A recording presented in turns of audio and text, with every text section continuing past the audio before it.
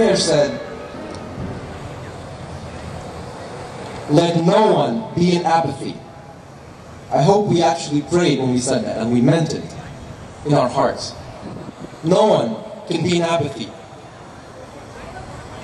So we have to stop letting other people do all the learning, do all the studying in America, and have them teach it to us what they think it means. That time has come and gone. It's up to you now to understand what America is, to understand the principles, to study its history. Because if it's not you, there's nobody else that will do it. There's nobody else. I see all kinds of faces, old and young, male, female. You are the ones that have to, it's all on you and nobody else. On me, on you. It's only on everybody here and nobody else. People out there will not do it on the street. They don't care enough to come here.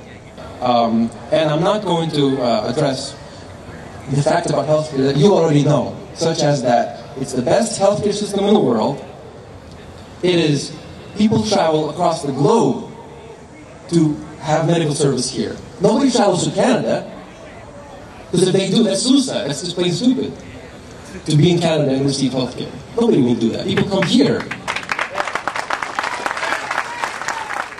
We have to also address difficult questions. And when these fancy sophists come and challenge us and try to take away our freedoms, we have to know what to tell them. We have to be ready with answers to the most difficult questions they may pose for us.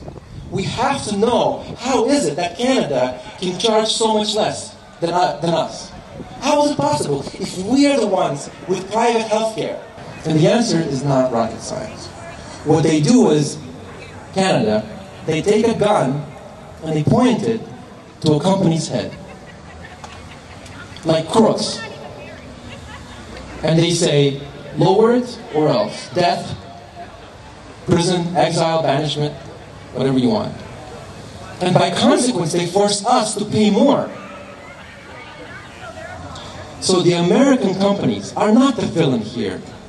The Canadian government is the villain here.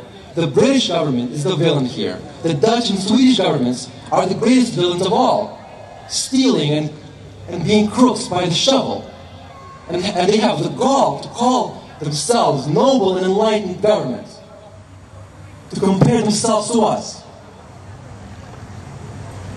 They are the villains. And if Obama cared about property, about American principles and rights, cared about defending our companies, he would force them to pay their fair share for things that we invent. Because, of course, we're the only company in the world that invents medical equipment, medicine, treatments, all us, and nobody else. Nobody else. They wait for us to invent and then they steal. So if Obama forced them, he cared about our companies, he forced them to pay, then we would pay, all of you would pay a portion, just a portion of what you pay now for healthcare. And all these other countries would pay just a portion more. How is that unfair? Because the free market is equitable and just, as Adam Smith has said. But Obama does not care about that. He doesn't care about American principle. Let him not understand. That's his problem. He's the bad guy, the villain here. My problem, why I'm up here today, is that all of you, the last Americans, left in America, we just have good intentions and nothing else.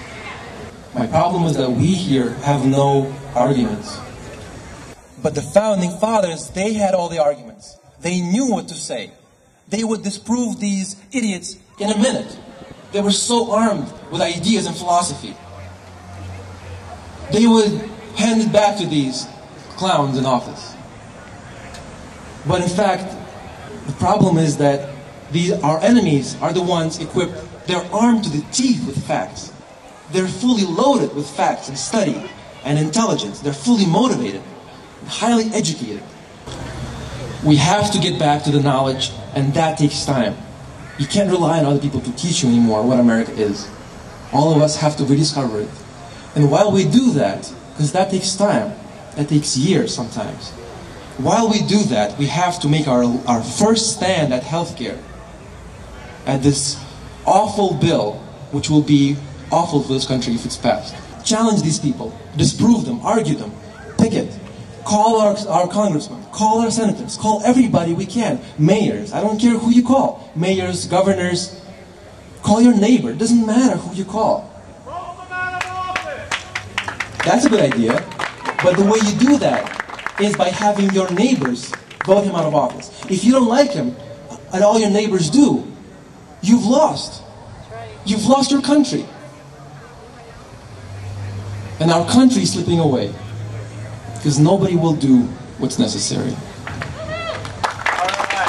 So make our last stand and learn and be true Americans and defeat them on the battlefield of ideas, not just on a battlefield with bullets. That's a more important battlefield where ideas fly past the ear. So remember, if it's not for us, those of us here, all hope is lost.